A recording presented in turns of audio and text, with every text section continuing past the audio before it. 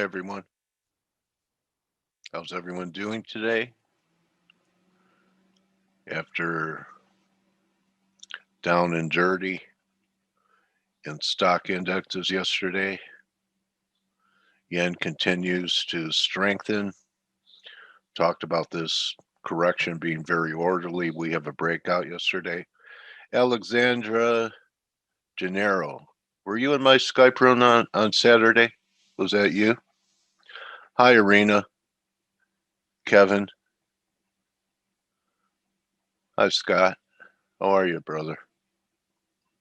Brock, how are you doing? And TJ. TJ likes the yen. Dale, good morning. Hi. That guy Konstantinos who just said hi and great and all that. We went to university together. He's a very good friend of mine. Konstantinos? Oh, Yep. okay. Hey, Costa. Hey, there you go. See, the markets bring back you. You guys were probably gambling, playing a lot of poker in high school, right? No comment, Your Honor. Oh, okay. Hello, Bruno. Okay. Yeah. You're excited about the trading day arena? Okay. Anyway, Greg has also been on this pattern and play if you're a subscriber. Yesterday, it's right. Go right to our website. We archive every interview and the daily session. Just go to the website, Ali.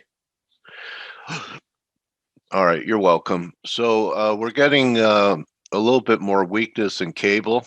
And, I think I was one jiggle early in Euro Pound. I got out before we went to new lows when they didn't turn it Tuesday. And then yesterday we made a new low, but look at this RSI reading. Anyway, I'd be careful now shorting it. And, on a daily basis, I guess there's something here at 1.272. Anyway, yeah, you could find, thank you, Stel. Of course, risk off currencies are continuing to perform. I put the USD CAD in there, breaking out. We talked about this last week. I asked Blake a few days ago if he thought the bottom was in. Pretty convincing today with the follow through there. And Blake was all over USD MEX. As you could see, these are probably targets for him, or at least they're alarms. His expectation of where we're going. Finally got the Aussie breakdown. Okay. So we'll see what happens if it can hold this daily this is the 50-day right here, 75.68. But this was a strength, okay? The commodity currencies were the strength, and now even they're rolling over, okay? So be aware of that. And we all know what happened to S&Ps yesterday. So turnaround Tuesday was one of the biggest calls that I made that I prepped people for on the weekend. Now, I think if there is one, any rally back towards this 3,800 level, 780 to 3,800 should be sold. I think there's a potential for this 3,400 if it really gets going. Look at what it's holding here right now, guys. The 50-day moving average. So thank you, Arena. So it's at the bottom of a channel. So then there's more than this 50-day supporting it. And, 3750 was a big number for Sansi, right, buddy? I remember you saying 3750 ought to do it. Anyway, so if we start accelerating, this is how you could come up with about 3,400 or so on the 200-day. If we break through here, I don't think this is going to be the top.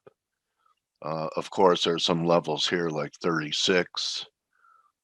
So you take 36 from, would take you down to 33, 3,400.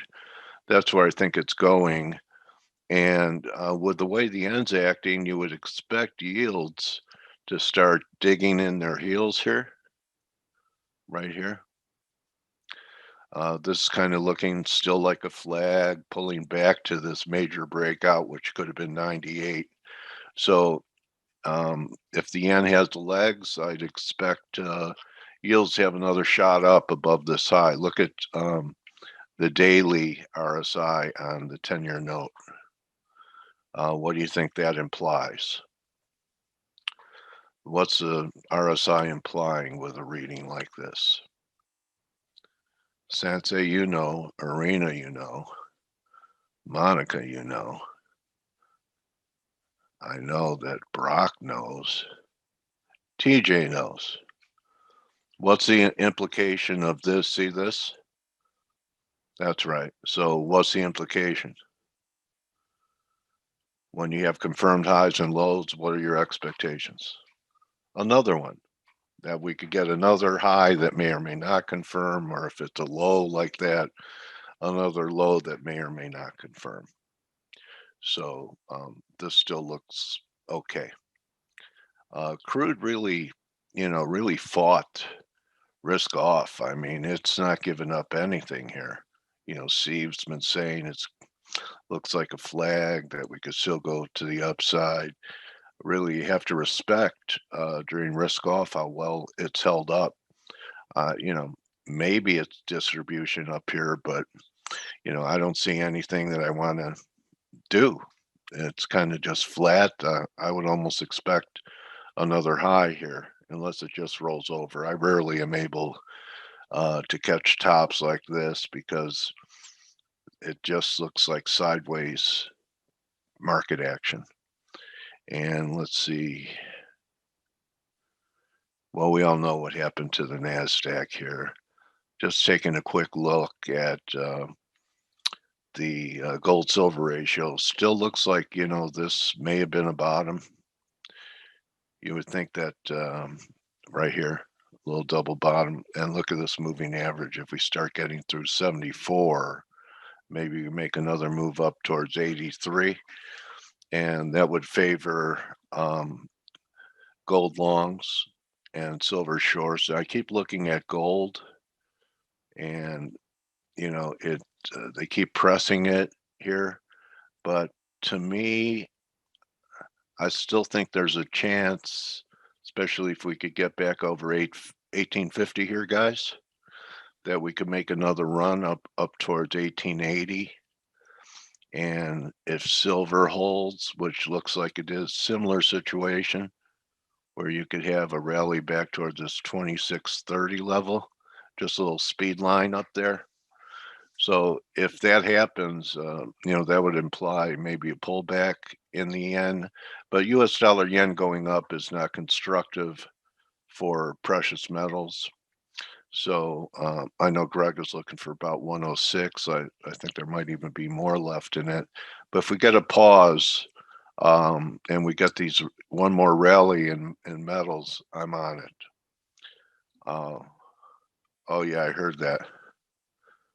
They're going to push it to $1,000. Well, I don't know.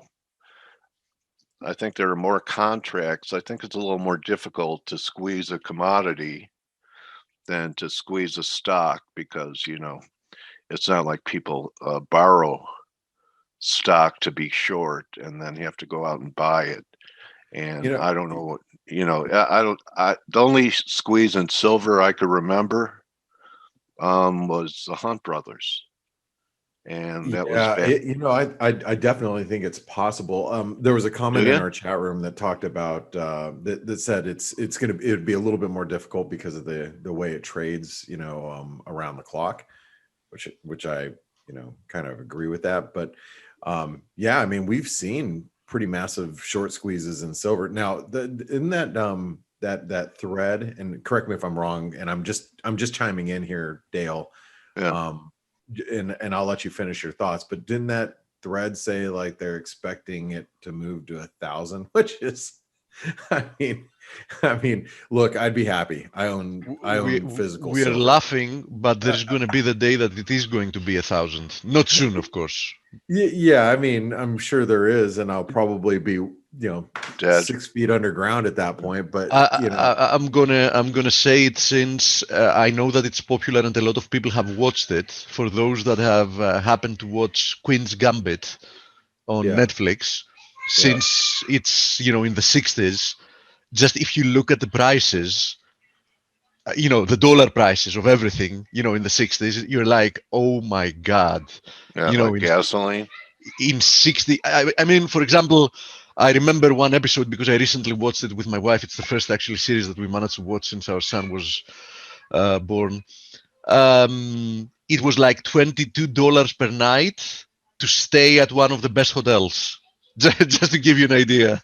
Yeah, In a suite in one of the best hotels. I mean, inflation is obviously real. I'm just saying for silver to reach $1,000. Yeah, it needs time. I mean, that's not it's. But could I see silver squeezing to 100? Ooh, Yeah, easily. yeah, easily. I mean, I remember, and actually, if you just if you go back, and I remember this because I remember sitting at the dinner table in the evening, watching silver on my laptop as I was with my 3-year-old son at the time, who's now 10, or 13. So it's, it was 10 years ago, roughly 10 or 11 or 9, somewhere in that neighborhood. And I remember sitting there doing some preschool homework with them or something and watching silver rip. I mean, it was literally ripping $20 in Asian trade. It was crazy. It was like nuts. Or no, it was $20. That was gold.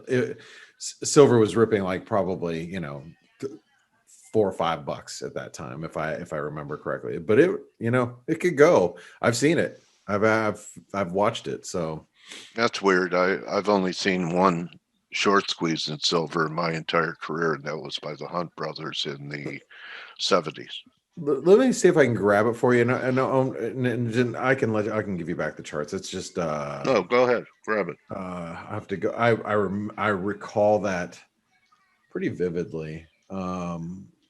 So let's see, we're 21, 2010, yeah, somewhere around here. 2011 was Yeah. when it went to 50 and gold Yeah, was yeah, 1900. yeah. So this is gold. So silver is going to be around the same time, right?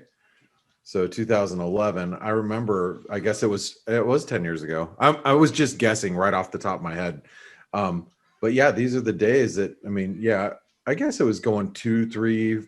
I mean, 2, 4, 3, $4. And that's a big move for silver. Something that's trading in the 20s. I mean, I remember this move. I was sitting, like I said, it was like I don't see your screen. Huh? I don't see the screen. Oh crap! I'm sorry. Here you go. Sorry, I was flipping through I was actually on the charts. I was on gold, and then I was on silver. So this is silver right here, and this is 2011. So I was right. I remember my son. He was, he's 13 now. He was like 3 at the time, and we were doing like some of this preschool stuff, and you can see these moves. These are big moves for $20, and then or excuse me, $40 for 42. 43 to 45. I mean, $2 moves for that's a 5% move at night. I remember it was happening in Asia specifically because it was evening for us in Texas, and I was guesstimating when that was happening, but it was 10 years ago. So I couldn't remember if he was like 3 or 4 or something. I just remember going, whoa. And gold at that time, Dale, you probably remember gold at that time.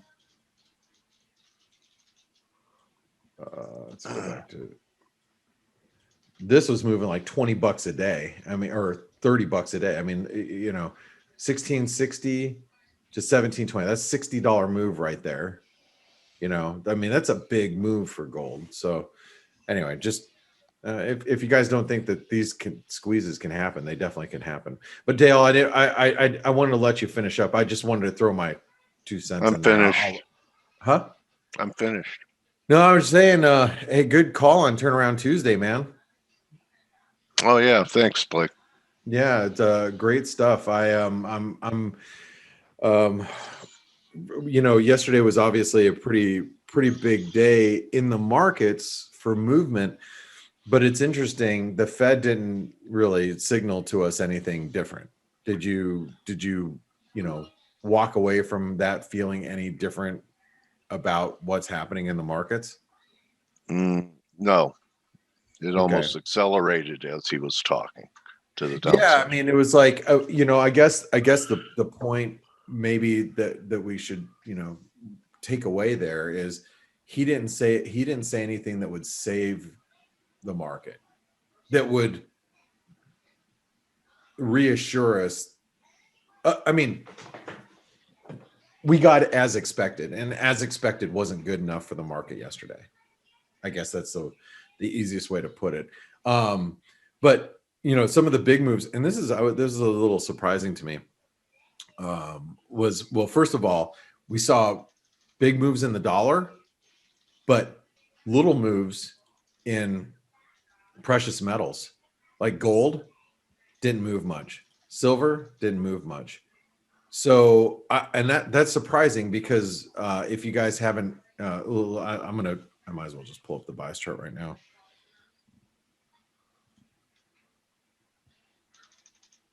But whoever's asking about silver and can it continue to squeeze, I'm going to let you guys continue that conversation after I'm done. I figure Stelios and Steve are going to be the ones that could really, have an in-depth conversation about that because, I just hope you guys are all right. How about that? Can I just say that? Is that okay to say? Sure. I hope silver goes to $1,000. If silver goes, I hope everyone's right. I'm going to take Dale on vacation. Yeah. Okay. All right. Actually, Stelios will take us all on vacation, right, Stel? Yeah. When's your At book 1,000, coming out? I retire, man. What's that? At 1,000, I At retire. 1,000, you retire. What'd you say, Dale? When his book is coming out? Yeah, when's your book coming out? 26th of February. Okay. There you go. 26th of February. Wow, that's awesome. Yep. I can't wait to read it. I'm just gonna write down some of these things. Why am I on silver right now? I actually am really quite tired. I stayed up a little late last night. Speaking of, Steve was talking about the Queen's Gambit. My wife, coaxed me into staying up a little later than normal to watch a show, which is called Schitt's Creek. If you guys haven't seen it, it's ridiculously silly and funny. I mean, it's totally entertaining to me. But the next thing I knew, it was like, wow, it's an hour past my bedtime. So now I'm a little aloof this morning, which is fine after such a long day yesterday. I'm going to say that right now with gold, resistance is at this 1855. Now I know resistance is up here at 1880, but you guys got to watch these levels here, especially if you guys are in the camp that, oh my God, silver is going to squeeze, and here comes the Reddit traders again. They're going to do it again, and silver could move, but it's not moving without gold, I don't think. So if you're going to sit here and try to trade silver, you better make sure gold's going up at the same time. It's going to be real difficult for silver to make a move higher without gold. So I'm gonna mark up 1855 as resistance, and I wouldn't be so sure that silver is going up either today, because like I said, the dollar's ripping right now. If the dollar's ripping, guess what gold's probably doing? Selling off. And we're going to talk about that here in a second. 1830. I'm going to write down 1830, which is just the lows from yesterday, and then 1800. So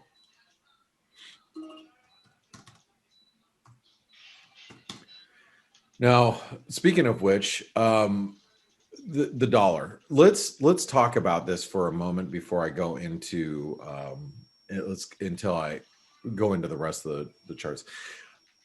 Having a lot of discussions with the office that I trade with, the guys that I'm sitting there on Zoom all day. Some of them are like, man, I sold the euro yesterday. It's so frustrating. It ran down to like 120.50 and it bounced off. We knew it was support, but it's so frustrating. We're not getting any follow through. Look, when you're in a risk-off environment, the dollar is not a one-size-fits-all. It's not a oh, you wear a size 11 shoe, give it to me. It's going to fit my size 8 foot. It's not how it works, not in the currency market, not during risk off. The dollar has there are usually, if you know what the dollar smile theory is, it's the dollar rallies during periods of risk aversion. Dale, did you just laugh? Oh, no. Oh, the smile theory is, the dollar rallies and I can kind of draw this for you. The dollar, shoot, I didn't mean to do that. Dollar rallies in periods of risk aversion and also rallies in periods of outperformance. It's a theory that was came up back in the early 2000s, I think, by an analyst or an economist, and so Is right that the now, milkshake theory? No, it's called the dollar smile. Smile theory. It looks like it looks like a smile, right? Never heard of Meaning in the bell curve of the dollar rallies during risk aversion or outperformance of economic data. So we are in the period of if we get some risk aversion, the dollar will smile or rally if we see some risk aversion. But it's like I said, it's not a one shoe fits all. So when you get risk off, I'm more prone to sell Aussies, sell Kiwis, sell Mexican pesos, sell Canadian dollars, and I'm less likely to short euros, short sterling, short yen at this stage, because I just don't know how yen's going to react. But that doesn't mean that the euro won't go down. It's just not going to go down as easy as it will against the Aussie will go down a lot quicker than the euro. The yen is a perfect real-time example of what you're saying yesterday. That it didn't, people didn't buy the yen while the market was selling off. And we're seeing that again right now. There's a point where I think if the market gets too aggressive to the downside, we'll see yen strength again. But that isn't right now. And if you remember back during the COVID lockdown, at first you see the dollar yen go up, right? This is the first initial shock. Oh crap, we've got risk aversion, or we're going on the lockdowns, the dollar's going to strengthen. You see the dollar rip initially, and then the yen strengthen. Same thing would happen here. I mean, if the S&P, I'm just going to use this as an example, and then I got to really get into the charts here.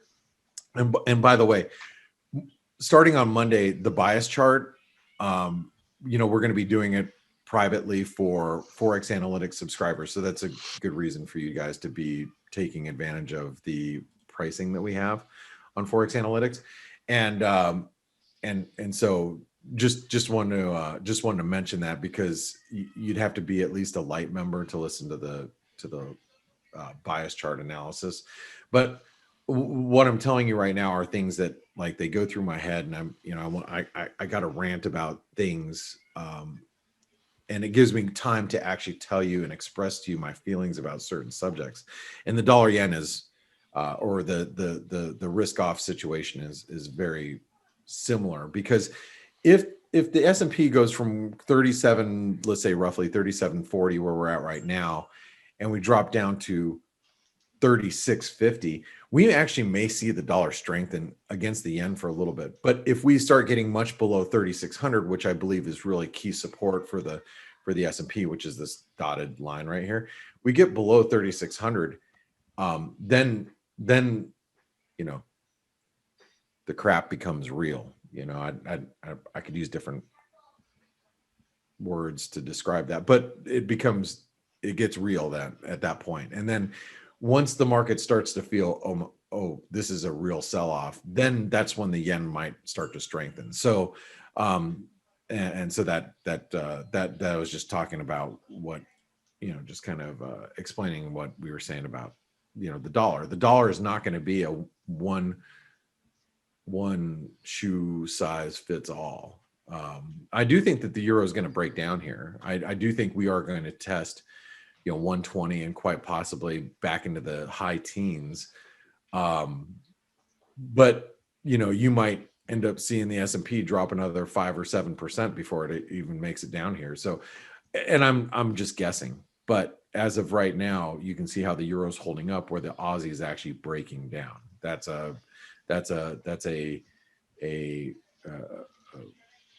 pure mechanics of the market selling growth and high beta. Okay, so the euro right now, 120.60 is support, and it's key. So let's write that down. And I'm going to talk about the dollar index, because the dollar index looks like we will eventually break this euro dollar lower, because the dollar index actually looks pretty bullish. People that are short dollars might be in for a rude awakening soon. So euro should have resistance at 121.25 on the way up. If we should get, well, actually 121.30. So you notice we're not too far away from there. If we get a little spike up there, maybe that gives you an opportunity to sell. Now, if you look at the dollar index as a whole, this is a, if you guys don't see it here, it is a, I'm trying to grab my pen. You guys can probably already guess what you think. I think it is going to be. It is a, inverted head and shoulder pattern, right? So that means if we do break 91, it's going to get really bullish, right? So let's write that down. And notice we are above the 618 retracement, right? Now we are in range right now. We are at risk of going bullish above 91. So just so you guys all know that. Support. So you notice how we're above the 618, right? And that's the low of today. 90.62, 90.60 was a 618. Guess what? That should hold today. Now, if we get below 90.60, then we're probably heading back to 90. But I think that should hold today, believe it or not. Here's the cable. Ascending wedge breaking down. So now below 136 turns near-term bearish to this trend line, which will take us down to 134.50. So 136 is key. And dare I flip to bearish? I mean, I'll do that once we get past 136. How about that? But you can see how we're at risk of it, because this is a reversal pattern. Notice how we rejected the long-term 78% retracement. Once again, that is now day 1, 2, 3, 4. I mean, 4 days of not being able to get above this resistance. Anybody who's long is like, oh, shamanamana, ding dong. We're not going to be able to break above that. You know what I mean? That's what people are thinking. Maybe not using those words. I'm trying to keep this PG-13 for everybody. All right, now the Aussie, it's broken. 38% retracement is your next target. Comes in at 75 cents.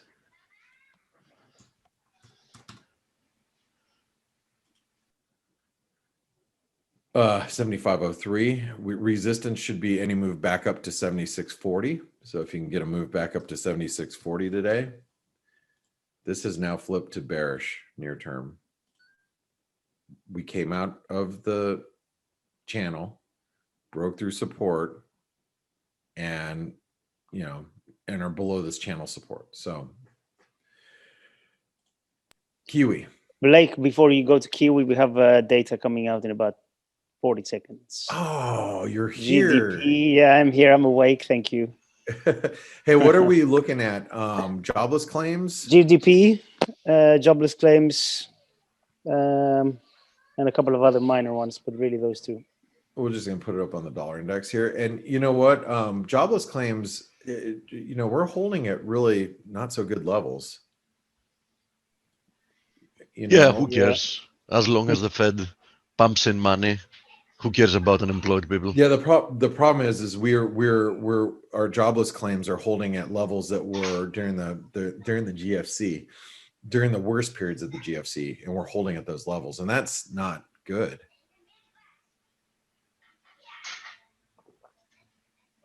Okay, here we go. Building permits out of Canada better than expected. Oh, shoot, I need to. This is Bloomberg, by the way. Wow, data is late. Yep. All these unemployed people could participate in the silver squeeze to 1,000. Do you know if that might happen? You know, Dale? one of the most bullish guys I've interviewed is this guy named Patrick Kareem, and he's talking about the super cycle in silver. I think its target in about, I don't know, 4 or 5 years is around 265. There we go. Yeah, wow. Initial jobless claims more or less as expected, 850. Yeah, what did he say? claims. 265 in silver in 4 or 5 years' time. Yeah. Yeah, why not? Yeah. I'm sorry, is how much? 260, I believe, is his longer term target for this super cycle, he's calling it. Wow. Yeah. Wow. And that'd be like about 3,800 gold. Wow. That's nuts. Maybe higher. I forgot the gold target, but I remember, he's one of the most aggressive, has one of the most aggressive targets for silver. GDP as expected. GDP came in. Bloomberg had the survey at 4.2%. Data Flash had it at 4%. It's not moving the needle at all. So sorry, Dale. That's okay. The data was coming out. Yeah, I mean, well, I'll let you guys continue on the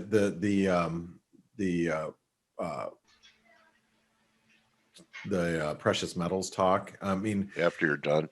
After I'm finished, and I'll join in a little bit. I do think that there's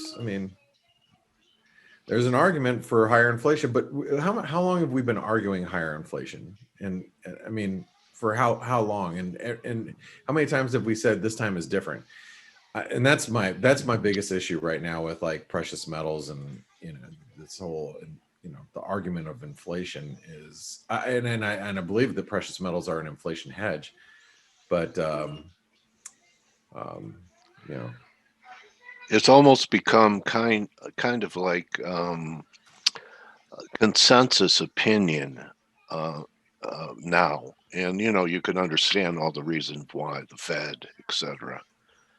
But it's not as new as it was, when people were talking about it even 6 months ago. Yeah, ago, like Peter Bookfar and guys like that. First of all, guys, we need to differentiate between what we're calling inflation, because we have had higher inflation in the sense of monetary expansion, because that's the original definition of inflation. Now, having to do with price increases due to the Cantillon effect and where that inflation was delivered.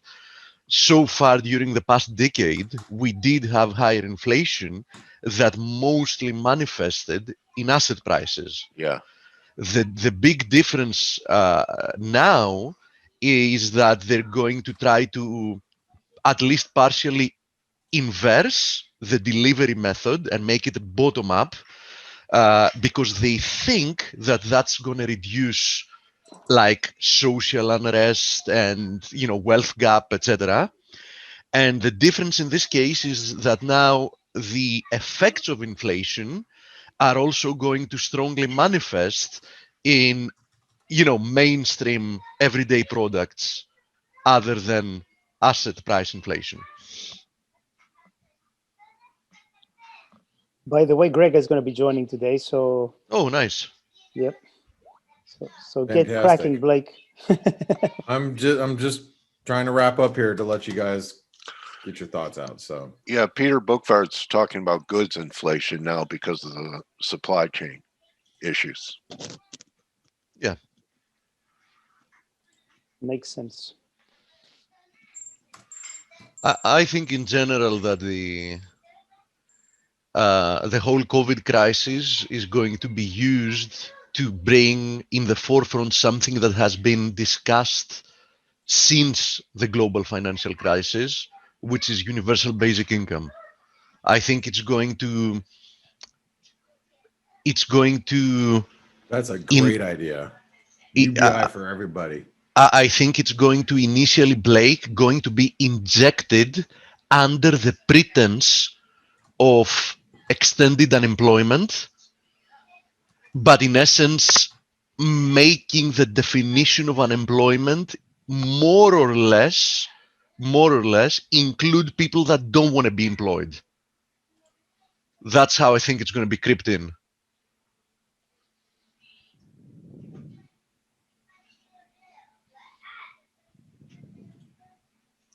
I'm sorry, Steve. I can't discuss with you and then try to do this at the same time. Yeah, mate, absolutely. So I mean, I can't. I can only. My brain can only function at one. I know, mate. Task It's how trying to have a discussion with you and my wife keeps telling me the same thing, that us males, meaning we can't multitask as well as they do, which is true. All right, so let me finish this up and then I'll let you guys go about your day. So resistance for the S&P is probably going to be back at 37.75, 38. Maybe 3,800. I doubt we get all the way up there. Yeah. And then support is going to be 3,700 is the channel support, which we held yesterday. Double bottom or the double top held, and we're definitely going to keep us in range, because if we break below this the channel support at 3,700, we should see 3,600 right after that. So that's going to be really important support. Okay, so there we go. There's your bias chart, and Steve, the floor is yours. Thank you, Blake. Thank you, Blake. Thanks, Dale. Good luck today, Steve. Blake. Thanks. Nice call on Dale. MEX, USD MEX. You saw this bleeding into the Canadian and MEX before we had the break. All right, thanks, guys. Nice. Thank you, Blake.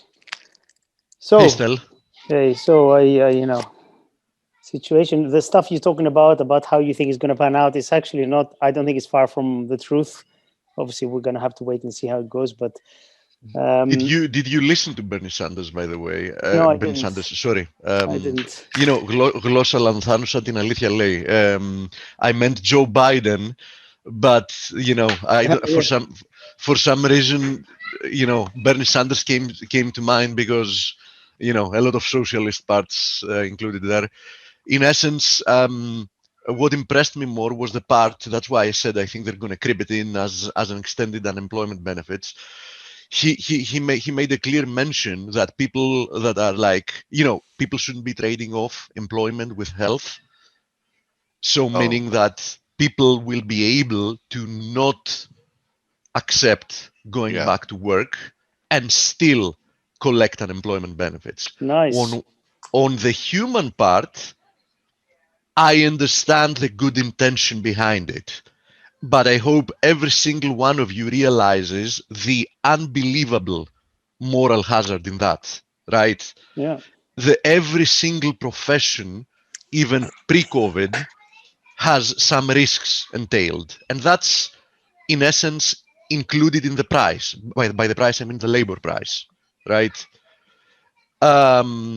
So if you are able to refuse going back to work and still be considered unemployed, which is, the definition of unemployment is somebody that is actively looking to work but can't find work, right? So if we, in essence, change up the definition of unemployed, somebody that, is looking or not looking for work. Yeah. You get paid for not looking. Yeah. Yes. Okay. Yeah. Exactly. And not only that, you do understand that the compensation for labor is what you get back for putting things in the large pot that is called products and services produced. So with your labor, you produce something that then the society can benefit from and buy. Now, imagine if you have money to buy from that pot of goods and services, but you contribute nothing back to it. That is what is inflationary. Yeah, true. True. Anyway. Yeah, they didn't even have that in the Weimar Republic when they hyperinflated, right? I mean, there was no universal income for people when the Reichsmark went to zero.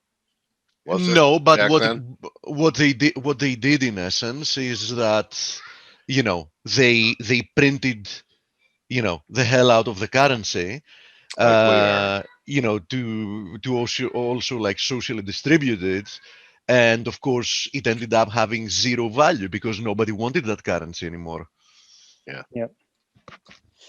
Okay. Actually, Anyway, about... I just want to let everyone know I'm still accepting dollars. My address is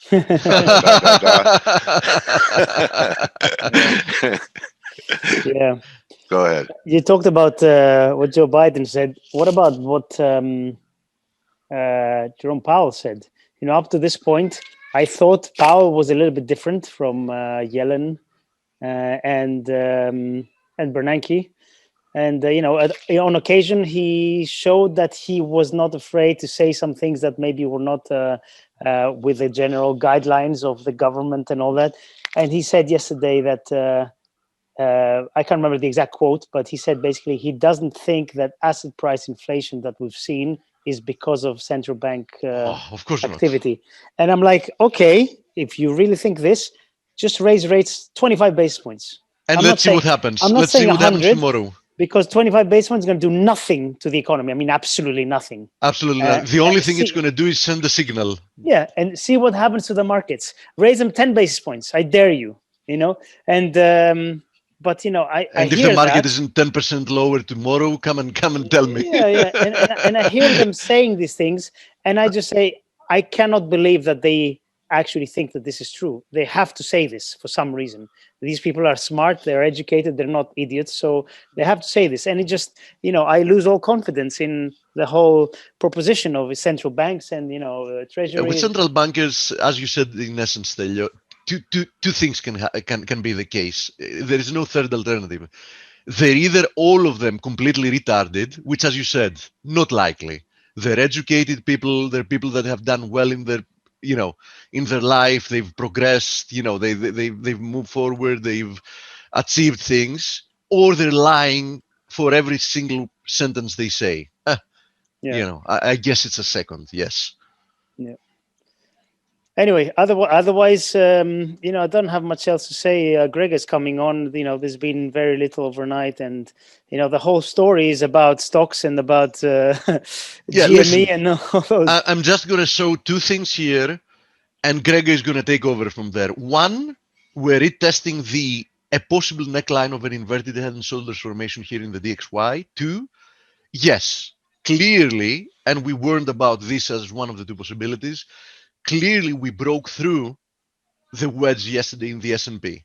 And that is definitely, especially given how we closed rather near the lows, that is definitely a bearish development, which opens the door for a continuation in these moves, meaning the dollar higher, the risk assets lower. And if you remember, the thing I said yesterday is look what Euros did yesterday and today. Look at Euro Kiwi did yesterday and today. If you remember, I closed my part yesterday on the show saying that also what's, you know, besides all commodity currencies, what's the crosses? Euro Aussie, Euro Kiwi, Pound Aussie, Pound Kiwi, because they will squeeze and they're squeezing. Grega. Yes, sir. Grega, welcome. Hey, Grega. Hey, how are you guys? Grab the screen. I think it's a perfect day for you to be here.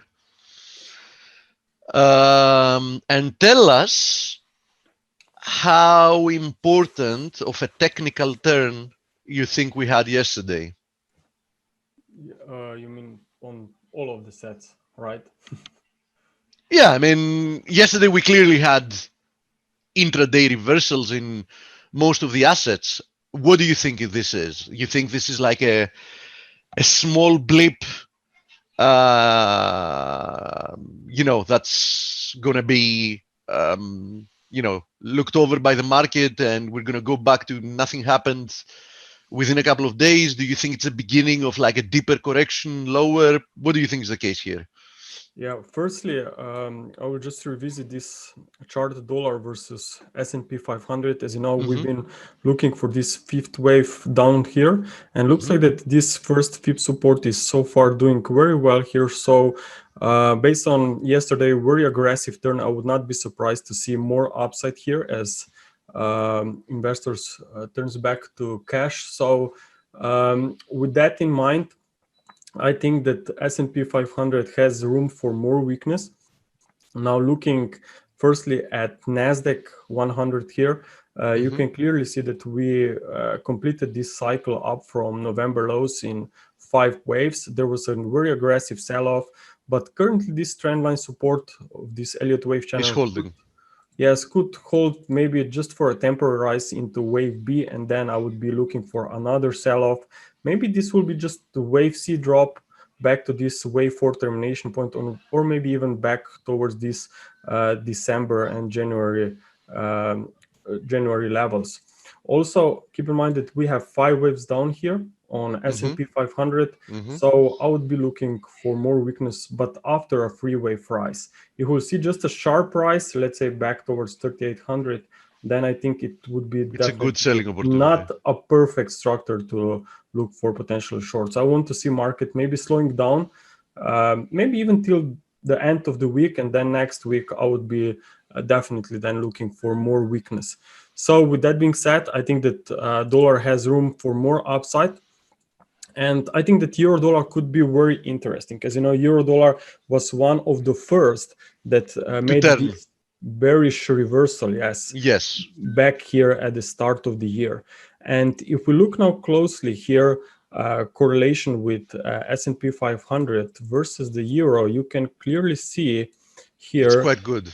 Yes, very strong one. And now if we have only first leg down on the S&P 500, meaning that this market should continue to weaken after a pullback, to then do some euro catching dollar, up, which is much slower and weaker, I think will also make lower lows from here. Maybe not straight from here. As you know, market actually did not break that low here on euro, which is quite surprising, I think. But perhaps maybe it's a more complex type of correction here. Yeah, this is what I have in mind. So maybe going short here would not be the best idea, because the risk would be quite wide if we consider that there is still another leg up possible, unless you will scale into position. So I'm looking definitely to sell rallies probably next week if we see a retest of these levels up here. I think this would be quite attractive, especially if stocks will be able to hold and stay below that peak. If we look on cable, now cable reversed perfectly from that upper side of this wedge. Potentially it was an ending diagonal top, especially if risk more confluence of resistances, by the way, than what you saw there. Yes, it is a hugely important level. It is also the 78.6% fib from the April 2018 high to the post Brexit low. Yeah. It's also yes, it's a 78.6 exactly there.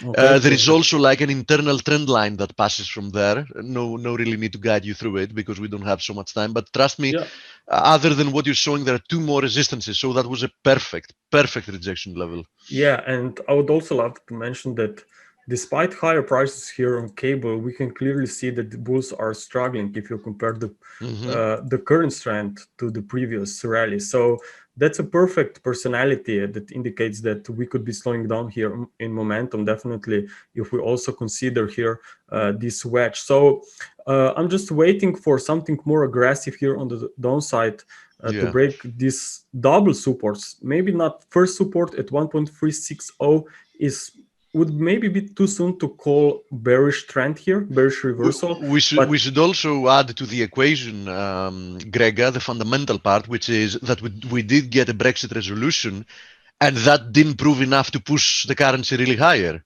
So yeah, that's also an important indicator. So yeah, it was rising only on speculation. Yeah.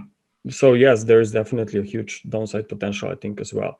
So I will have eye on this one as well. But as I said, we have to see something more aggressive to the downside. I don't see 5 waves down yet on a smaller time frame charts. So we are still, after all, just testing this trend line support, not breaking down. But if we really see a strong breakdown, then we know that we could reverse all the way back to the starting point of this wedge, which was at December 11th. So there's a lot potential for downside. Yeah. Yes.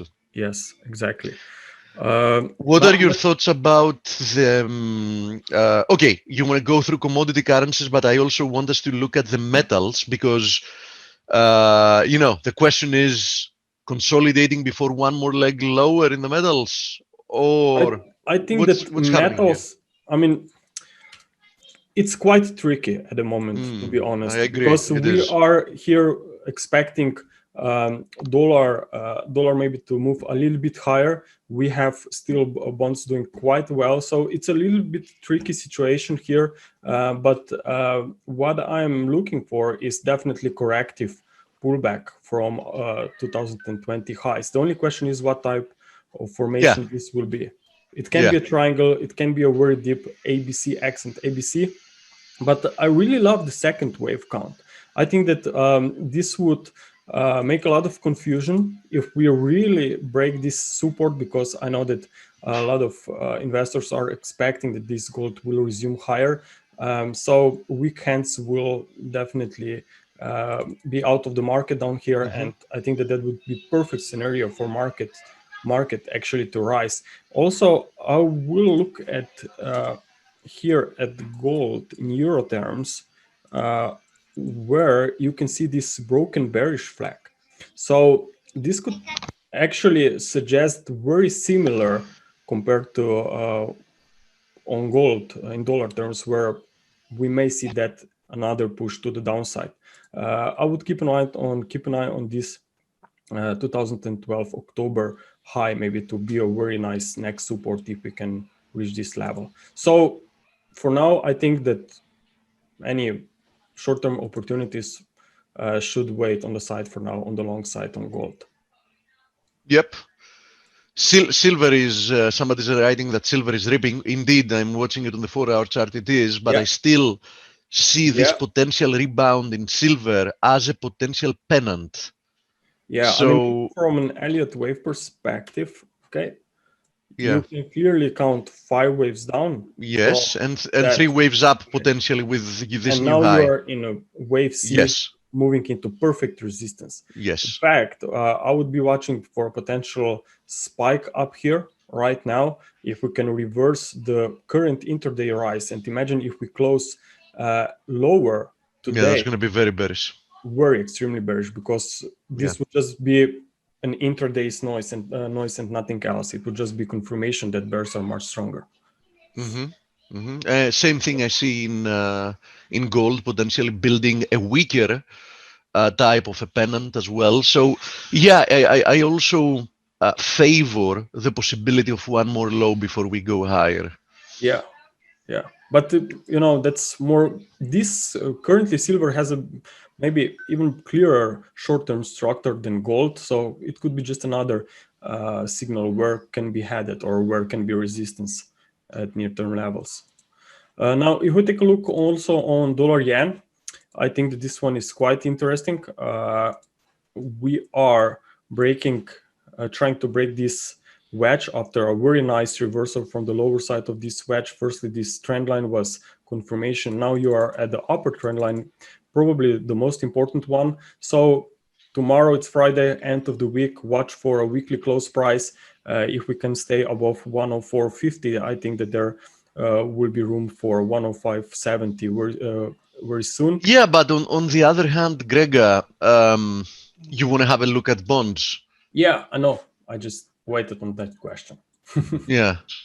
Yeah, so it looks like that correlation is not there right now, and to me, this dollar yen just says because the reason that I'm is dollar mentioning story, that, not the Japanese yen story. So it's a yeah, dollar story, and maybe this dollar yen could be treated like which pairs you want to trade in risk of. Do you want to be a long dollar against the majors, or want to be long Japanese yen against the majors? If dollar yen is sweeping higher, then definitely I think that dollar pairs are much better because dollar is much stronger. yes. Yeah. Yes. Personally, I keep staying away from USD yen. It's an abomination if you ask me. So yeah, I mean, it's definitely a fight between the dollar and yen in general. So it's always fight to the bottom, if you ask me. I mean, it's like yeah. But still, I mean, this short-term setup was quite nice here because the reversal was in 5 waves, pullback was in 3 waves. So this breakout was just a catalyst from the Fed that actually finally put this third leg up in action. But definitely it can be wave C, maybe even wave 3, who knows. But for now, let's stick with minimum projections, meaning that I will continue to look higher towards 105 or 105.50, as I said earlier, until we accomplish this current 5 wave. Somebody's asking about the DXY, which is almost testing 91 again. I'm assuming having, yeah, exactly that. I'm looking at this inverted head and shoulders formation as well, and I'm assuming, having already said your opinion on euro, yeah, I'm assuming that you do expect this head and shoulder neckline to be broken, yeah, sooner rather than later, right? But maybe we can, if euro dollar, as I said, because we haven't breached that lows of the week yet. That's why I think that maybe if euro dollar is going to retest that resistance levels, I think that maybe here we have a deal with a triangle placed in a wave B. So there can be another retest of the lower side of this range, but eventually this will not change. And then higher. The structure, I mean, you have a sharp rise here, very nice reversal, and now a slow price action. So I think it's a consolidation on the way up. And it remains to be seen, if then we have a wave C, or perhaps we have a wave 3, because I'm guessing there is also the possibility, Grega, that we're going to have something more aggressive. Yeah, something more, even a more complex correction that's going to be just one leg of it, right? Yeah. Why does Grega 92.12 invalidate the bear trend? Because it's wave 1. Yeah, the last move exactly. lower. Okay. If I label the substructure of this, because you don't want the correction, Dale, to go within the territory of wave 1, because then it invalidates the count. All right, thank you. There's actually, it's a very important trend line up here, right? And then you have also this. So if this trend line is broken, then very important level is going definitely to be up here. Okay, thank you, that's guys. if this would be not just invalidation of a bear trend, but more likely confirmation of a very important trend in change. Okay, great line in the sand. Yeah. What about the commodity currencies you wanted to show? I think you were ready to show USD CAD. Yeah. And I'm assuming Aussie as well is also indicative. I think that commodity currencies can still be very attractive and interesting because, as soon as stocks will find a support, commodity currencies, I personally think will have much more upside potential than euro or pound, for example. So I will, after we see free wave structures, free wave drop on the S&P 500 on NASDAQ, then I will again look at those currencies very closely. But for now, even those can see a little bit of more complex correction here, deeper prices for an ABC structure here on dollar CAD. If we take a look on a daily chart, you can see that 1.2950 up to 1.3 is a very important potential I agree. area. That's what I wrote in the end of week 4. analysis, that 130 is, a very key resistance. Yeah, so I think that we could see that level, and if once we go towards this level, we see stocks again trying to stabilize at important support levels. I think that those markets could be very interesting. And why I think the dollar CAD could be very interesting, if risk on is back, because crude oil, okay, is still very bullish. It held those supports yesterday very well, despite stock market coming down. So I think that this just proves that we could be really trading in a wave three, but there is some very nice resistance here from February of last year, when actually this very strong massive drop occurred. So maybe we are going to clear this out before we stabilize. If we look at the 4-hour chart, there is potentially still ongoing 5 waves up here, so watch out for that push towards 55. And I thought that this will go a little bit more sideways, and then when risk on is back on stocks, then dollar CAD would be very interesting, because crude oil is Why 55, by the way, out of curiosity? Excuse me? I mean, my next upside target is at 57 because it's like a nice horizontal support resistance area, and I'm asking, where 55 came from. 2.618. Yes, it's 261.8% extension of this the short wave. Yeah. And if you will take this distance of a wave 1 measured from end of a wave 4, if we assume it's quality target as well, wave 5. Yeah. So that would be, I will not say the maximum upside potential for a fifth wave, but it's an ideal target. Yeah. Exactly. Thank you, Grega.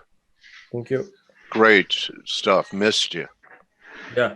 Glad to hear your, and nice pip on the end. And I hope you and your family are good. Everyone's okay, and that they send your kids back to school soon. Yes, they are back in school, but who knows? Maybe they will be already back home next week. Again. They are. Okay. So nothing decided yet, but very possible. No wonder you're spot on again. All right. Yeah. Thank you, Grega. Thank you, Steve. Thank you, Dale. Larry Tentarelli, welcome back to Face. How are you? And I'm going to get you set up here.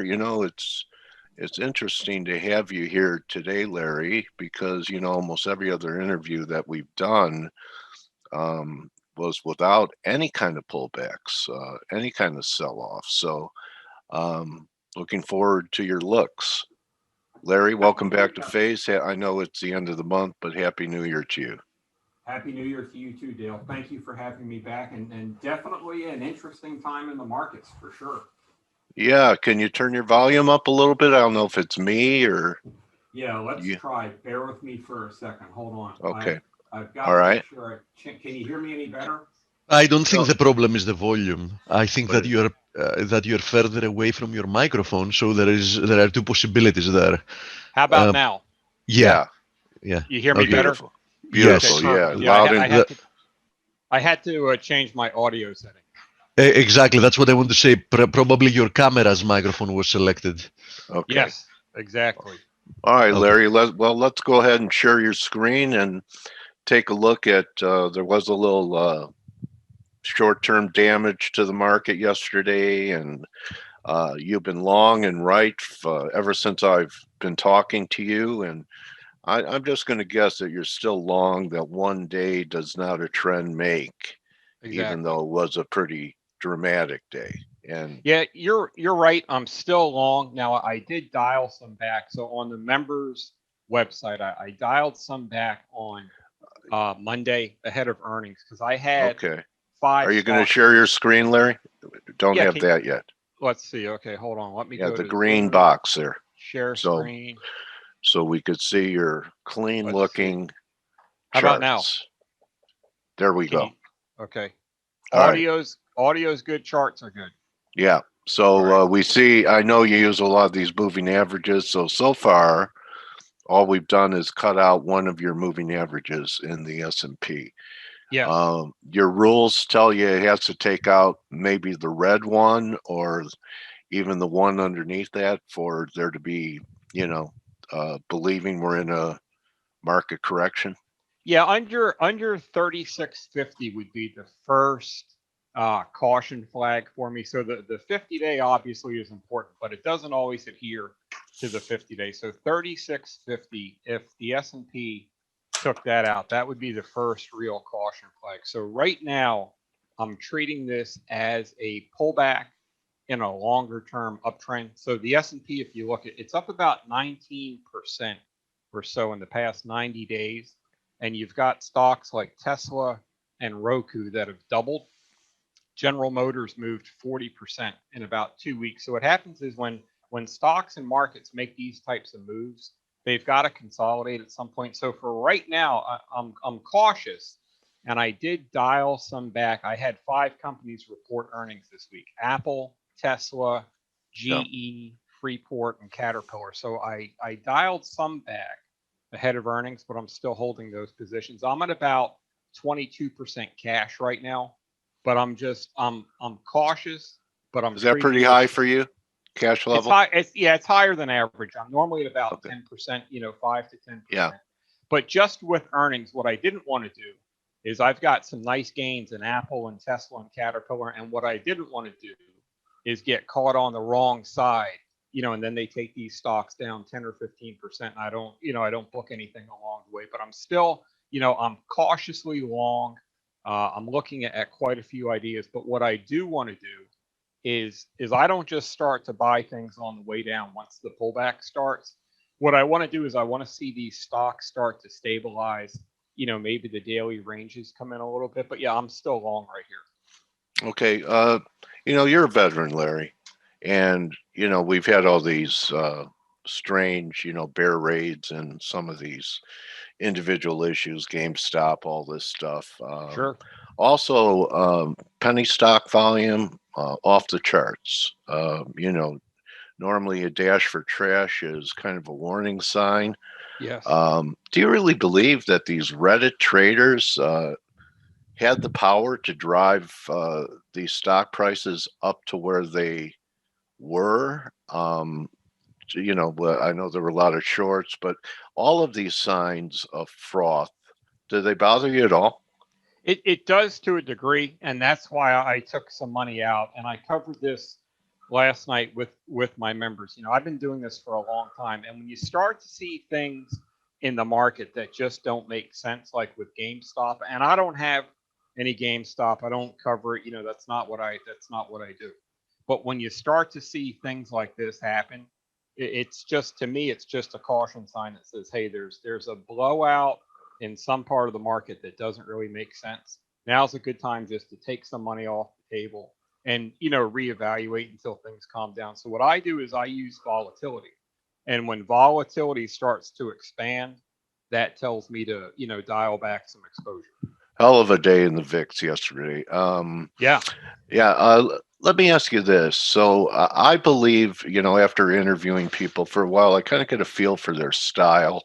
Mm-hmm. And I'm guessing that you have some biases of stocks that you would either be looking to re-enter once you get, it begins to stabilize, and sectors that you favor and welcome this sell-off so that you could position yourself on this, buy some things on sale. What are those areas of the market that you're going to be looking at to buy this break? I think I lost you there for a second, Dale. Bear with me for a second. Let me see if I can find you. Hold on. Okay. You there? Yeah, I'm here, buddy. Sorry about that. I hit the wrong button. But yeah, no, and that's good that you brought up. I lost you at find some things on sale, which is only a few seconds. But yeah, I do have a watch list. So if you take a look on my screen right now, what I do at any given time, I'll keep a group of charts on the screen that I'm looking at pretty closely. So I came into the year, and the top 3 groups that I was focused on is clean energy, which is, the renewables, Plug Power, Tesla, things like that, genomics, and e-commerce. But I'll tell you what's starting to move up the ladder a lot for me is healthcare. Interesting. Yeah, so healthcare, and if you look at some of these stocks, like say Teva Pharmaceuticals, so Teva is I believe it's in the top 20 performers year to date. But at one point, I think it was after the first week of the year, 11 of the top 20 large caps year to date were in healthcare. And I was surprised to see that because, you don't think healthcare is that strong of a sector. But if you look at stocks like Teva's on my radar screen. Johnson & Johnson isn't only because it's a little bit of a lower beta stock, but a stock like Teladoc, if you take a look at that, T-Docs had a big breakout. So yeah, God, I've been going to the doctor that way. How about you? I mean, not Teladoc. There's a few different ones, but I actually don't mind having to being able to talk to my doctor from home instead of, you make an appointment with the doctor and you're going to be sitting in the waiting room well past your appointment time. Oh yeah, they're a little bit more timely with these. So Teladoc, interesting. So that is kind of a COVID play. Maybe things don't ever really get back to normal for quite some time, and medicine you could get any kind of, except for surgeries. They haven't found out how to operate on you through your screen, but almost not everything yet. else, yeah, not yet. All right, so Teva is interesting to me. Is that a Israeli biotech or They're pharmaceutical? Israeli. Yeah, I believe they're more into the generic side of it. So they are Okay. they are a $13 billion market cap. And what started to put it on the radar screen, once it came over the 200-day moving average, it showed Okay. up on my screener one day. And then it's just been drifting higher. I think it's up about 25% or so year to date, but it's not. What's important to me is that the group, so Eli Lilly, another strong breakout. Wow. This went onto the buy list about 2 weeks ago. Okay. For the members buy, but there's just a lot of, for whatever reason. What a breakaway gap. Was that earnings back at the beginning of the year, that big gap down there? I think they got an approval for some type of a drug here. I think they've got earnings coming up in the next week or so. Okay. But they got some type of approval. So this breakout right here put it onto the radar screen. So I'm not looking at Lilly right now just because it's already broken out and I don't have it yet. But I am looking at T-Doc. Bristol Myers is setting up well, but they've got earnings. But Teva really is pretty high up on the radar screen just based on the overall chart. Teva could have some room to go. Okay. I kind of look at the markets as a big jigsaw puzzle, and I look at correlations and relative strength of certain commodities or sectors. And I think something that probably surprised a lot of people, maybe not as much as it has because it's been demonstrating so much relative strength, is normally on a day where you have 90 handles being taken off of the S&Ps, you would see energy under a lot of pressure. Yeah. And energy is not giving up the ghost in any way. I'm wondering if that's one of your favorite sectors right now too. Yeah, I'm heavy long. I'm heavy long in energy. XOP is one of my biggest positions right here, and I've been in XOP since $50, right since it came over the 200-day moving average. But yeah, energy. So last year, in the large cap space, there were 0 energy stocks that were up for the year. So every single large cap energy name was down in 2020. Right. So when I covered that coming into the year, on the members website, I just said, there's a lot of room for possible mean reversion there. So it was a good, if you take a look at where it is right now. So, I mean, it was 306 a couple of years ago, 173. So just on, when the entire sector is down for the year, it tells you that there could be some room, for some possible upside. So yeah, this is one of my favorite recovery groups. And as long as it stays for me over this 50-day moving average, then I'm going to continue to lean into the long side. I think XOP is set up well. Occidental Petroleum is my favorite large cap stock right here. You can see over the 200-day holding over that 50-day. I think Schlumberger's got some upside, but it just starts to pull back a little bit more. Exxon, big dividend there. That's also over the 50-day. But energy, as far as recovery groups, is my favorite sector. Okay.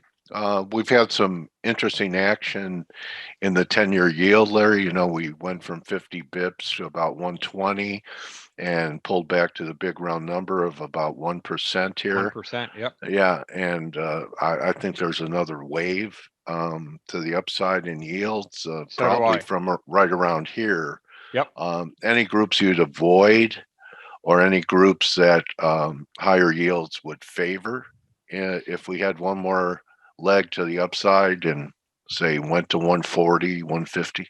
Yeah, and I agree with you. I do think that yields are going to continue higher. And when I take a look at the chart, so 1% is the key number.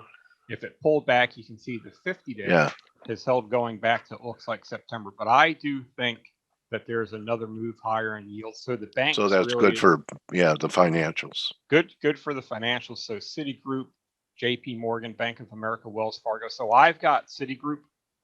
I think that Wells Fargo probably has the most upside potential if the group recovers, but I like the whole group. You know, Bank of America, they're all going to trade the same. A group that surprised me, that I was into home builders for a while.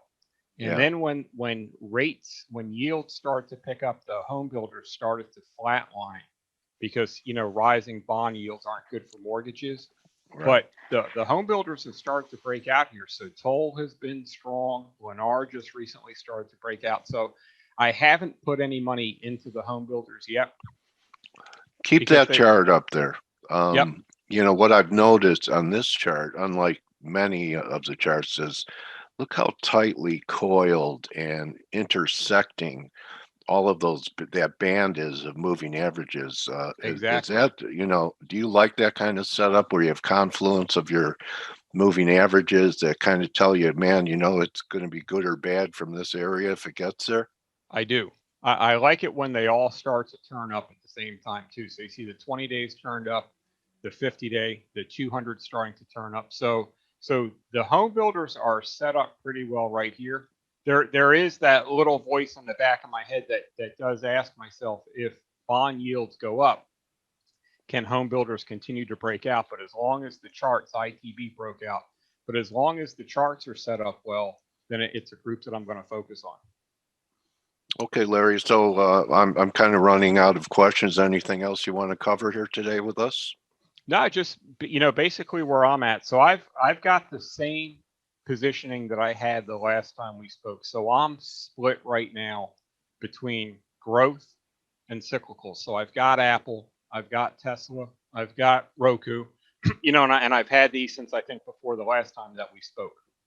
Okay. I'm still a believer in the cyclical follow through. So Freeport, they've pulled that back a little bit harder. I'd like to see it stay over the 50-day moving average, but really what I'm looking at, there's a lot of 50-day moving average tests in a lot of these cyclicals. And I think if they hold here, and if there's any stability in the market, and if these start to head back in the other direction, I think those are some pretty good buy points right now. But I'm still split. So I've got GE and I've got Citibank, but I've also got Tesla and I've got Roku. So I'm still split between the two. But really, healthcare, I think, is a group that I'm looking at today. Okay, and we have some very good investors and traders here, attendees, and Brock would like to know if you have any views on the marijuana stocks. They have Tilray's had a nice move. There's been some firming up of the marijuana stocks. Are you looking to participate in that? Buy a bong or anything? I don't track the groups. So what I did on the website about 2 months ago, I put together what I call a speculative ideas buy list for members that are looking. So this group really isn't a focus group for me, but I did put it on the buy list about a month ago. And I think the group right now is overall, the group I think is set up very, very well. Okay. So I don't have any single stocks per se. So I put the ETF on the list, but if you just, and the ETF obviously tracks the group, but all the moving averages have turned up. So I would say over this 50-day moving average, I would lean into the long side. So I'm constructive on the group overall. Okay, and one more question from Richard. Emerging markets. Yeah, I've got that on the buy list, and I think those are set up really well. I mean, emerging markets have been very strong, especially if they stay over the 50-day. So, and this is a key group. So if the commodity upcycle follows through, and I think that it will, and I could be wrong, and if the market proves me wrong, I'll get out. But yeah, I think EEM's in a nice uptrend right here. Okay. And the best way, Larry, for people to follow your excellent work and be in touch with you, there's Larry's website. Yep, bluechipdaily.com. And then I'm on Twitter at LMT. So let's see if we're down here. So at LMT 978. Okay, is I the asked place you to about find me on Twitter. why 978, didn't I? Yeah, you know what it was is no one could ever spell my last name, and at the Tentarelli? time, yeah, no one could ever spell Tentarelli, and you know it was hard to get tagged. So what I did was I went with what was the area code for my telephone. Okay. All right. Yeah. It just and you know I've wanted to change it, so I put my name and my website in the handle, and I put Yeah. but people, you know, I've been on Twitter for 8 years, and everyone knows me now as LMT978. So Yeah. I tried to change it, and nobody knew who I was. So It's like that song 8675309. Yeah, remember that one? That's exactly what it is.